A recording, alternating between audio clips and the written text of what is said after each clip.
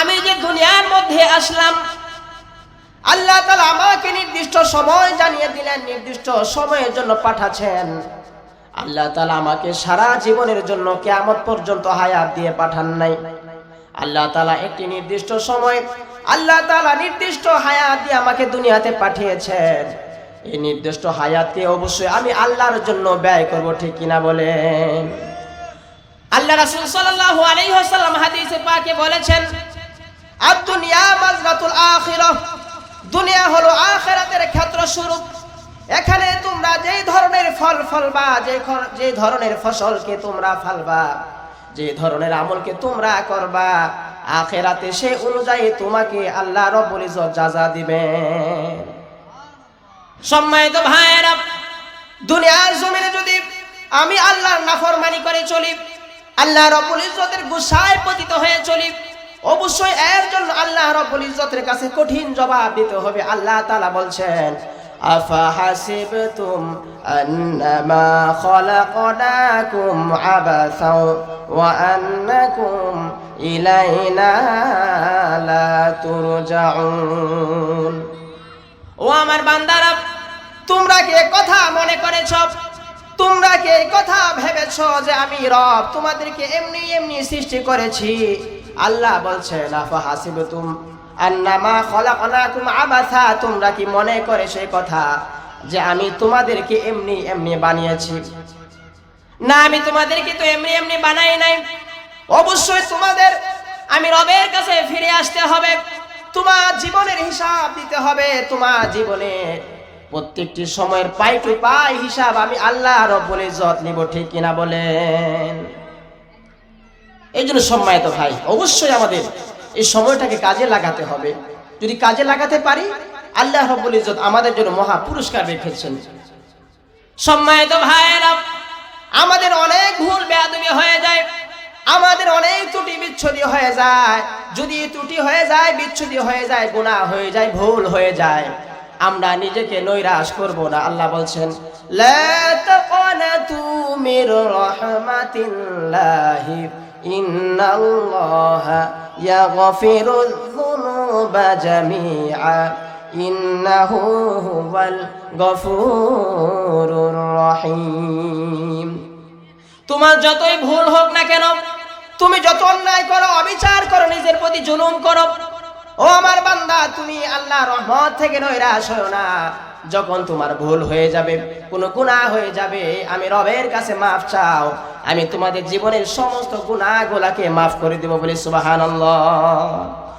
আল্লাহ তাআলা কালামুল্লাহ শরীফে অন্য জায়গার মধ্যে বলছেন, ইয়া আইয়ুহাল্লাযীনা আমানু তুবু ইলাল্লাহি তাওবাতান নাসুহা। ও আমার মুমিন বান্দারা, তোমরা তোমার রবের কাছে তওবা করো, খালেস তওবা। আমরা তো এখন তওবা করি, খালেস তওবা করি না। এখন তওবা করলাম, আবার পুনরায় গুনাহের দিকে আমরা ফিরে যাই। যে কথা বলতেছিলাম, তো আল্লাহ রাব্বুল ইজ্জতের কাছে আমরা নৈরাশ হব না যে আমি জীবনে অনেক অন্যায় করেছি, অবিচার করেছি, উনি হয়তো বা মাফ করবেন না। অবশ্যই উনি মাফ করবেন, যদি মাফ চাওয়ার মতো চাইতে পারি। যে কথা বলতেছিলাম, আমি এখনই আলোচনা শেষ করে দিব। ইয়া আইয়ুহাল্লাযীনা আমানু তুবু ইলাল্লাহি তাওবাতান নাসুহা। হে ঈমানদারেরা, তোমরা তোমাদের রবের কাছে তওবা করো, খালেস তওবা। খালেস তওবার অর্থ হলো, যেই তওবার পরে আমরা পুনরায় গুনাহের দিকে ফিরে যাব না, পুনরায় অন্যায়ের দিকে ফিরে যাব না, নিজের প্রতি পুনরায় জুলুম করব না। এই জন্য আল্লাহ বলছেন, তোমরা তোমাদের রবের কাছে তওবা করো, খালেস তওবা। এবং আল্লাহ তাআলা বলছেন, যদি তোমরা খালেস তওবা করতে পারো, তোমাদের জন্য যে পুরস্কার আল্লাহ রাব্বুল ইজ্জত রাখছেন সেটি হলো, আসা রাব্বুকুম আইয়ুকাফিরা আনকুম সাইয়্যাতিকুম ওয়া ইউদখিলাকুম জান্নাতিন তাজরি মিন তাহতিহাল আনহার। যদি তোমরা খালেস তওবা করো, হতে পারে আল্লাহ রাব্বুল ইজ্জত তোমার এই তওবাটা তোমার জীবনের গুনাহের জন্য কাফারা বানিয়ে দিবেন, আর তোমাকে আল্লাহ তাআলা জান্নাতুল ফেরদাউস নসিব করবেন বলে সুবহানাল্লাহ। এই জন্য সম্মানিত ভাইয়েরা, আমরা গুনাহ করার পরে, নিজের উপরে জুলুম করার পরে, অন্যায় অবিচার করার পরে নৈরাশ হব না। আল্লাহ রাব্বুল ইজ্জতের কাছে আমরা মাফ চাইবো, কারণ আল্লাহর হাবিব বলেছেন কুল্লু বানি আদামা খাত্তাউন ওয়া খায়রুল খাত্তাইনা তাওয়াবুন। প্রত্যেক বনি আদমই গুনাহগার, প্রত্যেক বনি আদমই গুনাহগার, আর সব থেকে উত্তম সেই বনি আদম যে গুনাহ করার পরে তওবা করে, বলি সুবহানাল্লাহ।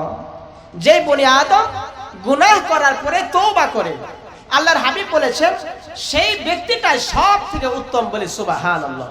এই জন্য সম্মানিত ভাই, আমরা আমাদের জীবনে চলার পথে আমাদের অন্যায় অবিচার হবে, নিজের প্রতি জুলুম হবে, অবশ্যই অবশ্যই নিজের প্রতি যখন জুলুম হবে, অন্যায় হবে, গুনাহ হবে, আমরা নৈরাশ না হয়ে খালেস আল্লাহর জন্য তওবা করব এই নিয়তে, ওগো আল্লাহ আমি আর গুনাহের দিকে ফিরে যাব না, আমি লজ্জিত হলাম এবং তোমার কাছে মাফ চাইলাম।